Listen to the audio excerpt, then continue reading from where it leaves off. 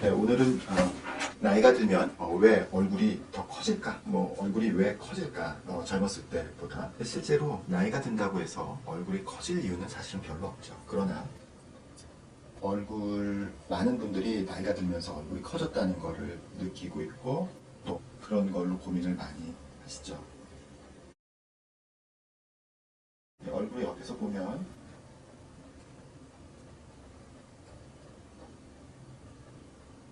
얼굴의 위쪽 부분 대부분 뼈예요. 대부분 뼈이기 때문에 살들은 그렇게 많지 않아요. 그러니까 살들 자체의 무게가 그다지 많지 않기 때문에 처지는 일이 거의 없습니다. 그런데 문제는 요 광대뼈하고 턱뼈 사이에 붙어 있는 살들이에요.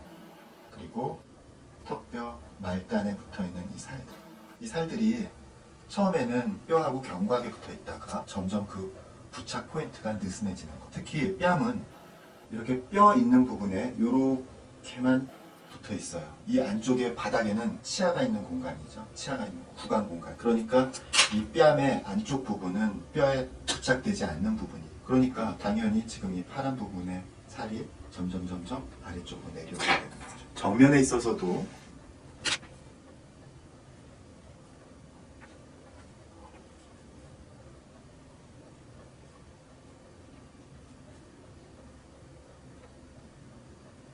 바깥에서는 이렇게 보이지만 안쪽에는 골격이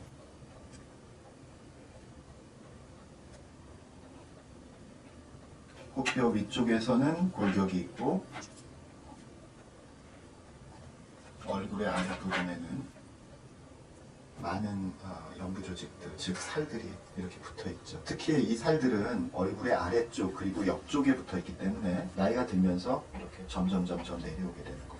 이렇게 점점 들어오게 되니까 광대뼈 아래쪽은 항몰이 돼서 초기 노화에서 볼이 꺼진다, 또 볼살이 빠졌다, 또 거기가 꺼지면 나이 들어 보인다, 이런 현상이 생기는 거지만 실제로 볼륨이 줄어든다기보다는 이 부분에 있는 뼈 안쪽에 잘 숨겨져 있던 살들이 바깥쪽으로 내려오기 때문에 함몰이 발생하고 윗부분에선 함몰이 발생하고 부분에서는 처짐이 발생해서 어렸을 때는 예쁜 V라인이었던 얼굴이 점점 각도가 벌어져서 사각턱의 모양이 되는 거죠. 이때 생기는 사각턱은 뼈에 의한 사각턱이 아니라 연부 조직이 아래쪽으로 내려오는 노화에 의한 사각턱이라고 할 수 있습니다. 따라서 이렇게 아래쪽으로 내려온 연부 조직을 위쪽으로 끌고 올라가는 수술이 바로 리프팅 인데요. 당연히 이 주변과의 뼈와 연부 조직과의 관계를 재설정하기 위해서는 연부 조직하고 뼈하고 붙어있는 위치를 변경시켜야 되거든요. 그러려면 반드시 거기에 따른 박리가 필요하죠. 그러나 실리프팅은 이런 박리를 하지 않기 때문에 일시적으로 이렇게 처진 부분을 오로지 실만의 힘으로